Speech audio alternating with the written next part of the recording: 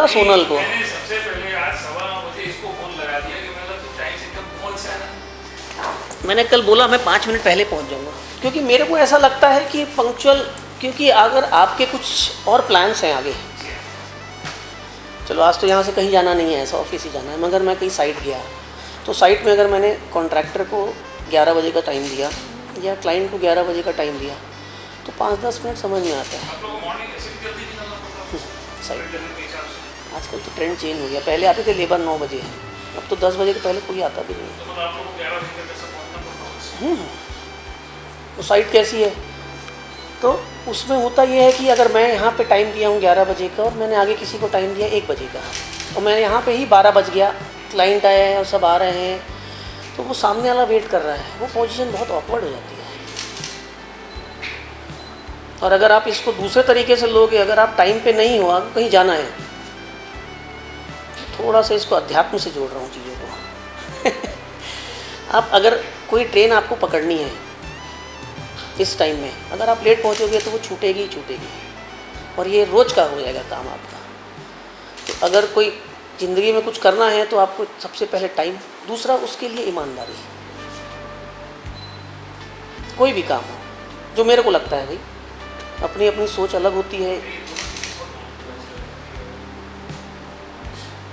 होना चाहिए। क्योंकि अगर मैं यहाँ कोई काम कर रहा हूँ, ठीक है यार कल देखेंगे, नहीं करते हैं तो उसका एंड रिजल्ट आना ही नहीं है। और वो क्या होगा कि काफी जवाब हम लोगों को अपने आप को ही देना हाँ होता है। वही बोल रहा हूँ ना, मतलब ऐसा वो क्या कर रहे हैं उससे कोई मतलब नहीं है। मतलब अगर क्योंकि आपने अगर कुछ अपनी प्लानिंग की है कि मेरे को 1 साल में ये चीज़ को, क्योंकि आप देखिए सपना हर आदमी देखता है और देखना ज़रूरी भी है, जब तक सपने देखोगे नहीं आप ऊपर नहीं जा सकते कहीं भी। हाँ वो क्या देख रहे हो उसके ऊपर है, क्योंकि मैं कुछ काम अगर मैं बोलूँ कि मैं इसको कल कर लेता हूँ, मैंने एक बहुत अच्छी चीज़ पढ़ी थी ओशो के उसमें कि कल कभी नहीं आता। अगर आप बोलोगे कि ये काम मैं कल करता हूँ तो वो जब कल जाओगे तो वो आज होगा, कल भी आज है। हर कल को आप देख लो, जब आप उसमें पहुँचोगे तो वो आपके लिए आज है, कल कभी नहीं आएगा आपका। काम आज ही करें। जो करना है आज ही करना है आपको। फ्यूचर प्लानिंग सब करते हैं, बहुत बड़ी बड़ी फ्यूचर प्लानिंग्स रहती हैं, बिना प्लानिंग के कुछ हो भी नहीं सकता, ज़रूरी भी है। मगर हमको कुछ किसी को आज मालूम नहीं है कि मैं यहाँ से जाऊँगा तो कहाँ पहुँचूँगा। प्लानिंग मगर ज़रूरी है, आदमी रोज रात को प्लानिंग करता है अगले दिन ये काम करना है, बहुत बार ऐसा होता है अगले दिन उठ ही नहीं पाता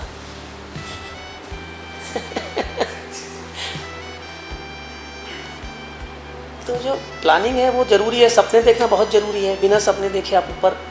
क्योंकि मैं अगर सोचूं कि मेरे को कुछ बड़ा करना है तो कम से कम अगर मैं सोचूं कि मेरे को, एक एग्जांपल है कि मेरे को इंडिया का सबसे बड़ा आर्किटेक्ट बनना है या आपको एक बड़ा बिजनेसमैन बनना है, तो जब तक आप सपने नहीं देखोगे तो उसको हम उसमें आगे कैसे बढ़ें।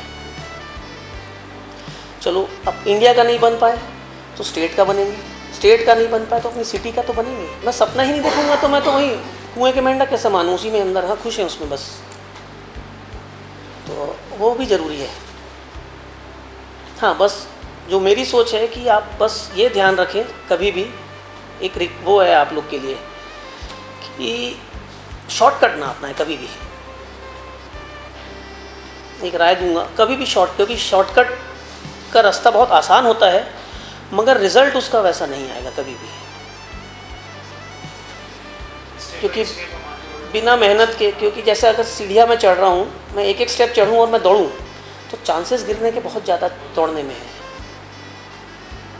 हो सकता है ऊपर पहुँच के फिसल के पूरा नीचे ही आ जाए। तो वो एक चीज़ है कि लाइफ में कम से कम पंक्चुअलिटी हो, ईमानदारी हो अपने प्रोफेशन के प्रति।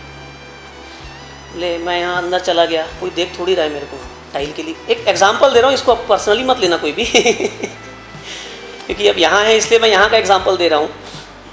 अब जैसे अगर मेरे ऑफिस का बोल रहे हैं एग्जांपल, तो किसी को मैंने काम दिया, ठीक है ना, एक दिन 1 घंटे का काम है मगर मैं दिन भर लगा के करूँगा, तो ये मेरे साथ धोखा नहीं, वो अपने साथ धोखा कर रहा है। जैसे अगर आप लोग भी हैं या कुछ, क्योंकि यहाँ रोज़ कुछ ना कुछ नया सीखने को मिलता होगा, जो मेरे को लगता है। रोज़ नए नए क्लाइंट्स आते हैं, हर आदमी का बात करने का तरीका अलग है, तो रोज़ कुछ ना कुछ नया सीखने को मिलता होगा आप लोग को। और आप लोग तो इतनी अच्छी फर्म से जुड़े हुए हैं कि मैं क्या बताऊं। अपनी फील्ड में ऐसे भी सब बहुत सारी नई चीजें सीखने को। नहीं, वो तो रोज़ है ना, हर आदमी नया आएगा, नया रोज़ नया मटेरियल है। अच्छा, नई प्रॉब्लम्स आती हाँ, वो तो है, वो सबसे बड़ी चीज़ है। हर दिन नई प्रॉब्लम, समझ ही नहीं आता कि ये प्रॉब्लम भी ऐसी होती है क्या। हम कभी सोच और ही नहीं उस सकते प्रॉब्लम ऐसे। को फिर हैंडल करना। हाँ हाँ, ये मैं हुई है मेरे साथ कैसा। नहीं, वो भी एक बहुत बड़ी चीज़ है, क्योंकि आदमी क्या है, प्रॉब्लम से भाग जाता है, उसको फेस कर। और जहाँ आप उससे भाग गए तो वो चीज़ें वहीं ख़त्म। अगर मैं किसी क्लाइंट के पास गया हूँ या मैं जा रहा हूँ, साइट में कोई प्रॉब्लम है, मैं बोलूँगा मैं नहीं जाता, कॉन्ट्रैक्टर बोल दूँ तू देख ले क्या है, तो होगा क्या, वो क्लाइंट धीरे धीरे हटने लगेगा मेरे से। कुछ भी बड़ी से बड़ी प्रॉब्लम है, आपको फेस करना पड़ेगा उसको, कितनी बड़ी प्रॉब्लम हो उसको, जब तक आप फेस नहीं करेंगे वो प्रॉब्लम ख़त्म नहीं होगी। तो ज़्यादा अच्छा है कि तुरंत फेस करें, तुरंत ख़त्म करें, आगे बढ़ें। कॉन्फिडेंस लेवल बढ़ जाता है। हाँ। उसके बाद प्रॉब्लम है ना, हो जाएगी ठीक। ऐसा होता था सर, जब शुरुआत हमने की थी, तो एक कंप्लेंट आती थी ना, तो सब कहते हैं आपको हाँ, हमको मालूम नहीं था कि ऐसा कंप्लेंट भी आता होगा इस बिजनेस के अंदर में। हमको लगता था हम अच्छा कपड़े में आती है बोले प्रॉब्लम, रंग उतर गया। अच्छा मॉडल वैसे क्यों प्रॉब्लम आई है, फिर धीरे धीरे 1 हुई, 2 हुई, 1000 हुई, 2000। तो कभी प्रॉब्लम सामान की हो जाती है, कभी फिक्सिंग की हो जाती है, कभी वर्कमैनशिप की है। हाँ, सोच भी नहीं सकते थे वैसे। अब एकदम इजी हो गई हर चीज। क्या है ऐसा होता उसकी, है, ऐसा जवाब देना है। वो भी हो गया। और क्या है, देखिए शुरू में एक प्रॉब्लम आई, फिर दूसरी आई, अब 5 साल 4 साल जैसे अपने इस शोरूम को हो गया तो 50-100 प्रॉब्लम आ गई, तो अब वो प्रॉब्लम रिपीट होती है। सॉल्यूशन मालूम है उसका, सॉल्यूशन मालूम है, निकल जाता है। देखिए क्या होता है, कोई भी नए काम में, अब जैसे हम शुरू में जब आर्किटेक्चर फील्ड में आए थे तो कुछ समझ में नहीं आता था क्या हो रहा है। कॉन्ट्रैक्टर ड्राइंग बनाए, एक चीज़ ये अच्छी है कि कोशिश ये करते हैं कि ड्राइंग इतनी अच्छी हो कि साइट में जाना कम पड़े, उससे आपका हाथ ऊपर रहता है हमेशा। क्या होता है, नहीं तो कॉन्ट्रैक्टर क्लाइंट को बेवकूफ़ बना देता है, बोले साहब वो तो आए थे उस दिन, उन्होंने ऐसा बोला, मैंने इसलिए ऐसा कर दिया, अपनी गलती छुपा लेता है वो। अगर ड्राइंग में है तो भाई तूने इसको ड्राइंग के हिसाब से क्यों नहीं किया, तो अपना हाथ हमेशा ऊपर रहता है। आप प्लान पूरा पहले दे देते हैं? नहीं देते, पूरा नहीं, बन के पूरी तैयार रहती है, एक बार दे दिया पूरा तो 99 कहाँ, जो 25% फीस मिलेगी उसके तो आएगा नहीं आदमी। अच्छा। वो उसके हिसाब से रहता है, अगर कोई क्लाइंट आया तो हमको सिर्फ आप ड्राइंग दे दीजिए, साइड की स्पीड के अनुसार में। हम आपको नहीं, ऐसा कोई आता है कि हमको बंडल ऑफ ड्राइंग्स आप पकड़ा दो, हमको सुपरविजन नहीं चाहिए, आप पेमेंट दो, ये ड्राइंग्स लो ना, अब हम जानते हैं आपको ना आप हमको जानते हो। ऐसे क्लाइंट रहते हैं सर? मतलब आते वाले हैं भी? आते हैं आते हैं, बहुत लोग होते हैं। ये जनरली सराउंडिंग वाले होते हैं? नहीं, लोकल भी रहते हैं। लोगों को क्या लगता है सुपरविज़न का पैसा क्यों देना, हम खुद बहुत होशियार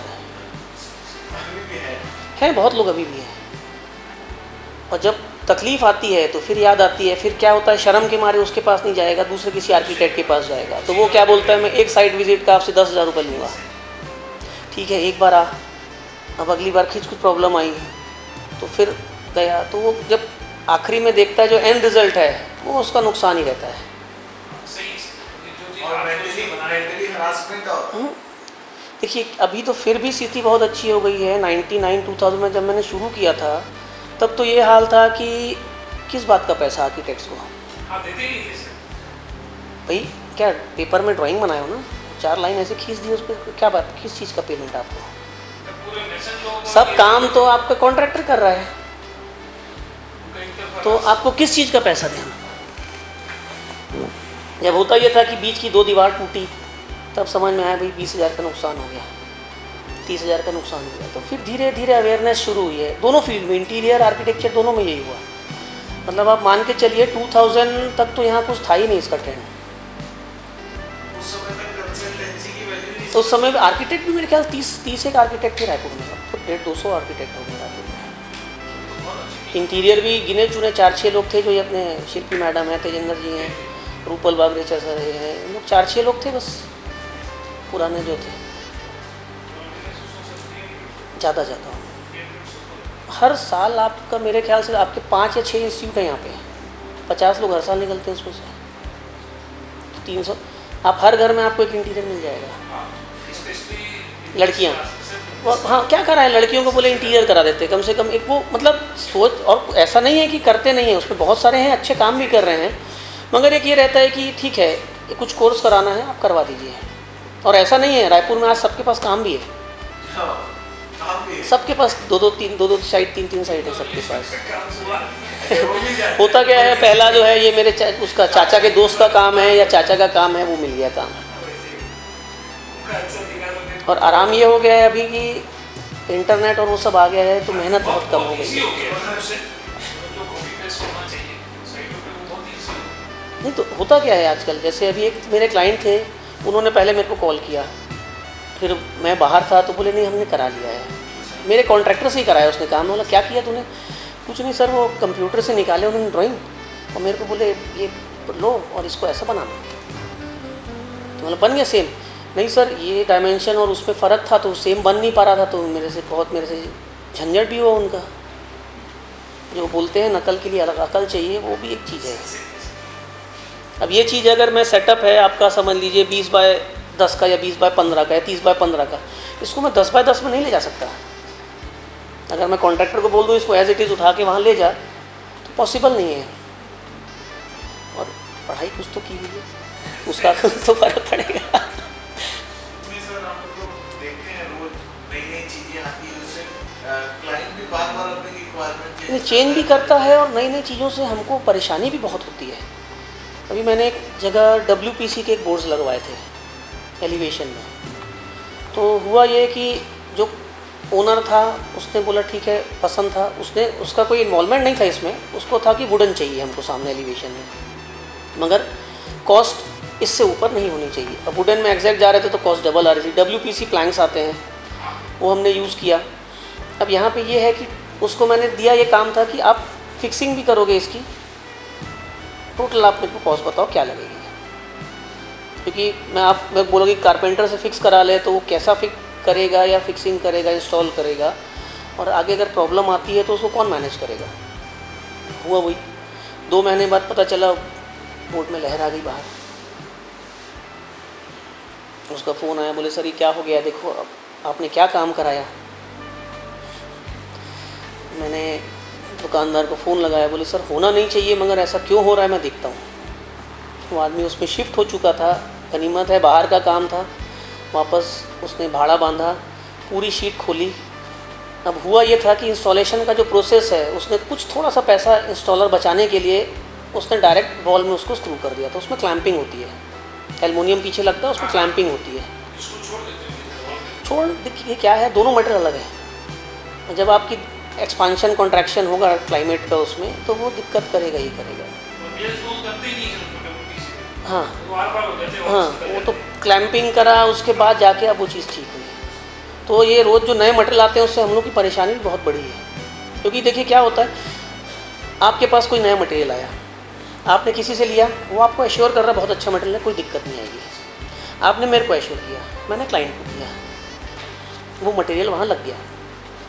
अब हुआ क्योंकि नया मटेरियल था, 2 महीने बाद पता चला कि इसमें ये दिक्कत आ रही है, वो में ये फिर वापस चालू हुआ ऐसा। कोई चैनल उल्टा चलेगा। तो उसमें फिर ये होता है कि फिर अब कंपनी वाले को बुलवाओ और भाई उसको ठीक करो, क्या करना है, क्योंकि हमको मालूम नहीं है उसमें क्या होगा। आप बोले कि ठीक चीज़ है या ये मटेरियल इसके लिए अच्छा है, हमने वो हिट ट्राई वाला जो एक मेथड होता है उसको यूज़ करके देख लिया, मगर प्रॉब्लम आई बाद में। तो वो दिक्कतें बढ़ रही हैं, रोज़ नए प्रोडक्ट्स आ रहे हैं रोज़। टाइल के साइज़ आपके पहले 16-16 आता था, 2-2 हुआ, फिर वो 32-32 हुआ, फिर 28 क्या तो साइज़ आ गए अब टाइल में। अब 4x8 की टाइल आ गई, आगे फिर आगे अभी अब सबके 4 फुट 10 फुट 12 फुट आ गई। तो उसकी हैंडलिंग कैसी होगी टाइल। बहुत तकलीफदायक है हम लोग के लिए। और हाँ क्योंकि देखिए आप मेरे को एक वो इसमें वेस्टेज ज़्यादा है, इसमें वर्कमैनशिप अच्छी होनी चाहिए। वेस्टेज क्यों ज़्यादा है, वो एक टाइल की कॉस्ट कितनी हो गई। अगर एक टाइल का कॉर्नर भी क्या होता है, अगर बॉक्स में 4 टाइल है आपकी, 2 टूटी, 2x8 फीट का ही फ़र्क पड़ा। वो भी ऐसा है कि स्कर्टिंग में उसमें काम आ जाएगी सही बड़ी ट्रेनों में बड़ी टाइल, और ऐसा है कि टूटी मतलब वो कितना टूटेगा क्या टूटेगा, वेस्टेज बहुत है। हैंडलिंग में भी वेस्टेज बहुत है। हैंडलिंग में बहुत बड़ी दिक्कत है। ट्रक अनलोड हुआ तो हमको कुछ ज़्यादा नहीं, ध्यान से करना पड़ेगा ना। और क्या हो, बहुत हेडेक है, लेकिन अब वही मजबूरी। क्योंकि आपको चलना पड़ेगा ट्रेंड के साथ। आप नहीं रखोगे तो ये हो जाएगा कि आप पीछे हो, हाँ, बस वही वाली देश बात में है। रहना है बोल के हमको चीजें करनी पड़ेगी। समय के साथ नहीं चल रहे भाई, तो वो बहुत ज़रूरी चीज़ है।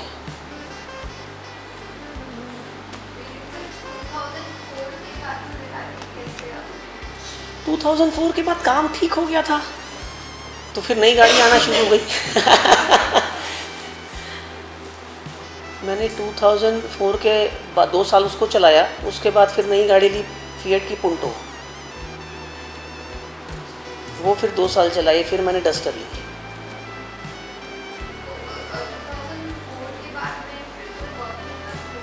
तो वो फिर ठीक हो गया था।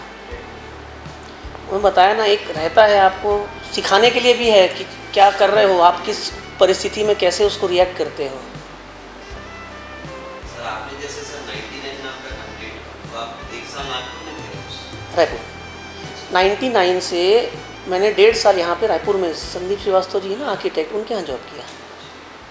आप नागपुर में भी बोले ना 1 साल नहीं नागपुर में नहीं, मैंने इंटर्न किया था पूना में आर्किटेक्ट्स यूनाइटेड वो कॉलेज लाइफ कॉलेज में। जो हम लोग का 6 मंथ की ट्रेनिंग पीरियड होता है, वो मतलब आपका 98 एंड से 99 मतलब 98 जुलाई से जो 6 मंथ की ट्रेनिंग होती है दिसंबर तक, और फिर 6 मंथ थीसिस वाला काम जो होता है, उसके बाद अपना पर्सनल सेटअप ही डाला। फिर पर्सनल सेटअप था ना, कुछ करना है। अभी जो ऑफिस है उसको कितने साल में लेना था? जो अभी नया ऑफिस है, ये भी हम लोग का खुद का ही है, मैंने रेंट पे नहीं गया कभी। पहले वो घर पे था पंडरी में ऑफिस, अब ये यहाँ पे इसको हो गया 6 साल। मैं एक चीज देखा सर, आपके जैसे क्लाइंट लेवल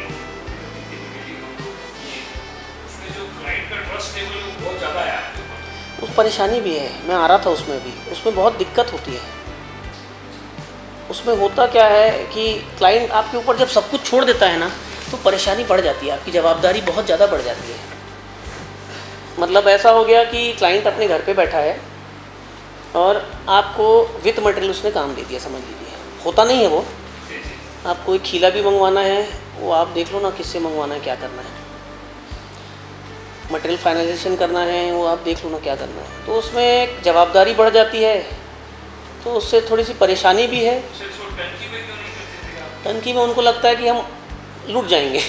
क्लाइंट को लगता है पता नहीं इस हमारे 50 लाख के साइड में 25-30 लाख कमा लेगा यार। है टंकी चलते हैं मेरे साइट्स। करते हैं ना, हाँ। क्योंकि मैं देखा ना, जैसे क्लाइंट का बहुत ज़्यादा भरोसा है मैंने देखा। कभी भी सर क्लाइंट एक आध बार ही आए हो, उसके बाद तो कभी आते ही नहीं है हमारे वहाँ। नहीं, मगर उससे वही बताया, उससे दिक्कत भी होती है, आखिरी में वो दिक्कत होती है। आपका पेमेंट 3 लाख का हमारा बचा हुआ है, आएगा टेबल में 1.5 लाख रुपए लगेगा, अब बताइए हो गया ना सर, ख़त्म ना। अरे जो बाकी लोग को मैं पेमेंट कैसे करूं? तो उनको क्या लगता है कि सब में अच्छा खासा डिस्काउंट मिल गया है, तो वो दिक्कत भी है।